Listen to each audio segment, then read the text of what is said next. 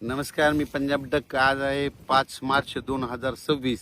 यापुढे देखील माझा अंदाज, माझं म्हणणं सर्व शेतकऱ्या एक गोष्ट लक्षात घ्या.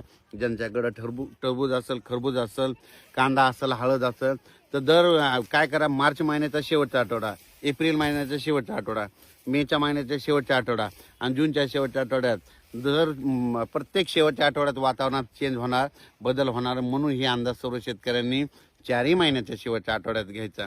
आणि यावर्षी 2026ला पाऊस सरासरी इतका पडणार आहे. सरासरी इतका पडला म्हणजे जेमतेम पाऊस पडतो, पिकाला लागल तसा पडणार आहे. पण परतीचा पाऊस मात्र काय होणार आहे, चांगला पडणार आहे.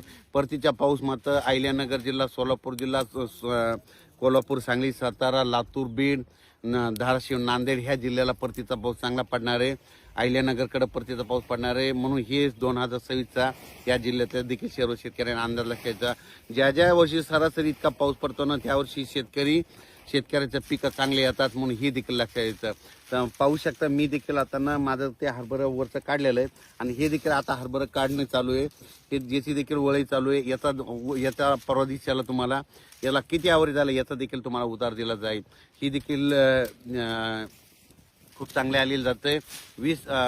माझ्या सर्व शेतकऱ्याला सांगू इच्छितो की तुम्ही काय करा, 20 तारखेपर्यंत तुम्ही तुमचे कामं करून घ्या. कारण की 20 तारखेपर्यंत हवामान कोरडं राहणार आहे, पण ऊन मात्र वाढत जाणार आहे. म्हणून हा अंदाज सर्व शेतकऱ्यांनी लक्षात घ्यायचा.